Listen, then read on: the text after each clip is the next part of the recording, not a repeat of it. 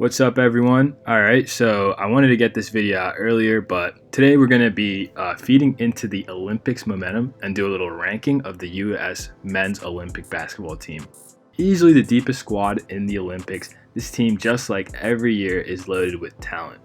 My rankings in this video will be solely based off how I feel the player is performing currently as of this previous basketball season. So we're going to tackle this ranking with ranges. Starting with 12 through 9, I have JaVale McGee as the worst player on this roster. For the sake of not wasting anyone's time here, McGee was a late addition to the roster after both Bradley Beal and Kevin Love were deemed as out of the roster.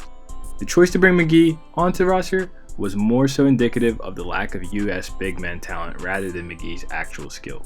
At number 11, I have here the other late addition to the roster, Keldon Johnson. Standing tall at 6'5", 220 pounds, the two-year forward will definitely bring his youth and defensive energy onto the team. However, at this time in his career, he's just still too raw on the other end to be any higher in this ranking. At 10, Jeremy Grant, and 9, Draymond Green were hard, but out of respect for Green's experience in high-caliber games and his role on this specific team, I gave the nod to Draymond. Some may even find Green's ranking here to be controversial, but I am basing this off his current value. Like him or hate him, Draymond Green makes the right play almost all the time. He knows his strengths and weaknesses and rarely ever tries to play outside of his lane. This specific USA team will need a player like Draymond, just because there aren't many on the team with size who can defend and play make like him. In fact, it's possible that he may even play more than some of the players ranked ahead of him when the medal games start. The main argument placing Draymond here is that his prime is now well behind him. He hasn't averaged double-digit points since 2017-2018, which is more than 3 years ago, and his efficiency has only gotten worse.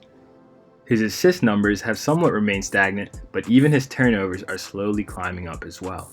This all, however, does not disqualify him as an important piece to this roster. This next range, 8 to 4, was probably the hardest in terms of ranking, not only because these players are extremely close in skill and accomplishments, but also because of the recent happenings in the NBA Finals. I'll start off with why I have Zach LaVine, arguably one of the better scorers in the league, as last in this range. Despite LaVine averaging 27 points per game and making his first All-Star game this year, it is hard for me to put him any higher just because he's never truly been on a winning team. He has mostly been on rebuilding franchises. LaVine has not appeared in even one playoff series yet. His points per game are great, but the issue is whether his efforts translate to winning basketball games. This past season, they could not even make the play-in tournament just to even get a shot at the postseason. LaVine is no doubt a great talent, but when the other 4 players were key stars for their franchises in the finals, it is hard to put LaVine ahead of any of them. The Jrue Holiday vs. Zach LaVine battle for 7th is actually closer than it may seem, and prior to the Bucks making this deep postseason run, I wouldn't be surprised if people had LaVine ahead of Holiday. This postseason has truly shown us Jrue Holiday at his peak, and it's a scary sight. Sure, Holiday is not the first option on a championship team, but neither is LaVine. In his 11 seasons in the NBA, Holiday has averaged 17 points and 7 assists per game. This season, with the Bucks, Jrue had another formidable year, putting up 20 points and 7 assists per game.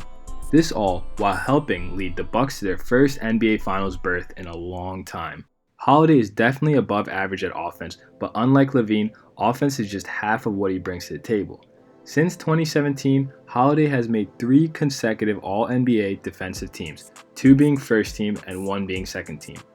His awards have also been constantly validated, most recently by his defensive efforts in every series the Bucks have played in the 2021 postseason. From being taxed to guard Kyrie Irving to Trae Young, and finally Chris Paul and Devin Booker, Holiday has showed that he can make it difficult for any guard in the league. Not to mention that his overall strength and physique allow him to match up with bigger players too. Although he's not playing as much as Holiday on the USA team, Chris Middleton should be ranked ahead of Holiday simply because of the fact that both players exist on the same team. But almost everyone agrees that Middleton is the second option and Holiday is the third wheel. In fact, Middleton is often the first option during closing time, and many national analysts have proclaimed Middleton as the Batman of the team. while others also arguing that Middleton should receive some Finals MVP votes if the Bucks had won the title. No matter how well Jrue played, no one is throwing that type of flattery his way. While their statistical numbers are quite similar, Middleton averaged 20 points per game this season. The eye test will tell you Middleton is a more complete scorer than Holiday. Holiday can score, sure, but he's nowhere near the shot creator Khris Middleton is, which is why he is their closer oftentimes.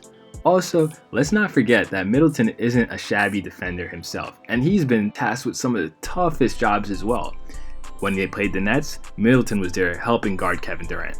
Even in the finals, Middleton was tasked with sometimes even guarding Booker. So let's not act like Middleton isn't a two-way player either. The Kentucky brothers Bam Adebayo and Devin Booker will take the next two spots on this list.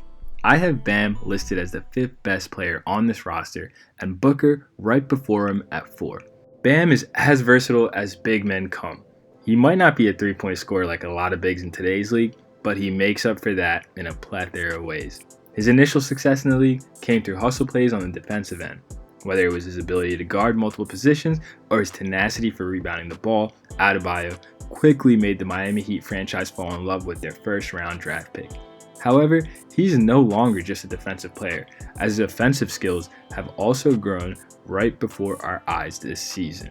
This season, Adebayo averaged 19 points per game on 57% shooting. However, he's not just a scorer, but has also turned into quite the playmaker for his position, as he now has posted 2 consecutive seasons averaging 5 assists per game.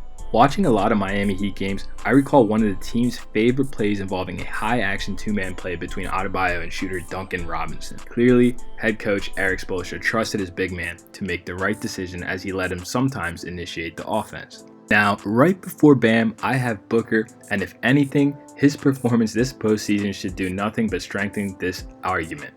From his rookie year, it was evident that the Phoenix Suns got themselves a gem. Since entering the league in 2015, Booker has averaged at least 20 points per game every year except for his rookie season. For many fans, Booker came out of nowhere and continued to impress at a young age, especially when he dropped 70 points against a stout Boston Celtics team. Not anyone just drops 70 points per game by accident, and such a feat should never be forgotten. He is now a 2-time All-Star and has also played in the NBA Finals. Booker no doubt has a bright future ahead of him. Finally, looking at the top 3 here, which I feel should be pretty undisputed, definitely top 2 at least. We have Jayson Tatum at 3, with Damian Lillard at 2, and Kevin Durant at 1. I'm going to go ahead and work this one starting from Durant. Kevin Durant should easily be the indisputable number 1 player on this roster. To put it quite frankly, he's the only player on this roster with a Finals MVP. Not to mention that he has multiple of those.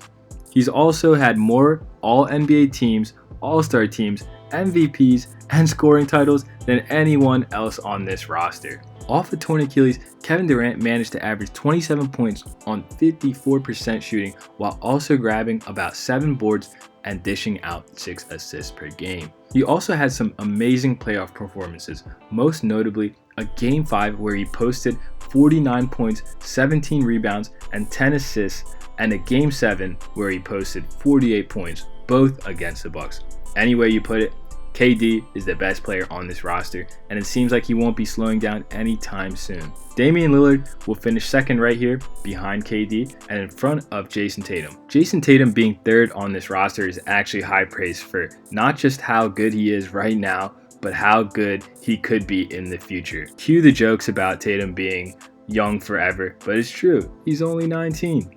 Nah, just kidding, he's 22, but for him to be posting 27 points and 7 rebounds per game while making his second consecutive All-Star game is quite crazy. 2 or younger players can firmly say they have been one of the leading contributors to several conference finals. Tatum can.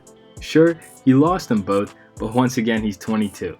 Tatum's long and athletic frame gives him the ability to shoot and pass over defenses, which goes a very, very long way. Now, the 6-time All-Star Lillard is positioned here firmly in between Tatum and KD. Lillard, who is probably the shortest player on this roster, makes up for his lack of size with his effort and tenacity. Lillard just came off what many thought was his best regular season, of his career as he averaged 29 points and 10.5 assists per game while carrying a depleted Blazers roster who had no CJ McCollum or Yusuf Nurkic for a good chunk of the season. While I do believe when all is said and done that Tatum will have a better career than Lillard, at this stage in their career, Lillard is the better player. It's close, but I have to give the edge to Lillard just due to overall age, maturation, which gives him better experience and leadership skills. Now, Lillard has had his fair share of playoff struggles, but it could also be said that in this short time in Boston, Jason Tatum has been surrounded by much more talent than Lillard has ever. Alright guys, thank you for watching. These are my rankings for Team USA's 2021 Tokyo Olympic Games. As always guys, let me know what you guys think in the comments. If you agree or disagree, I'm really interested to hear. And see you next time.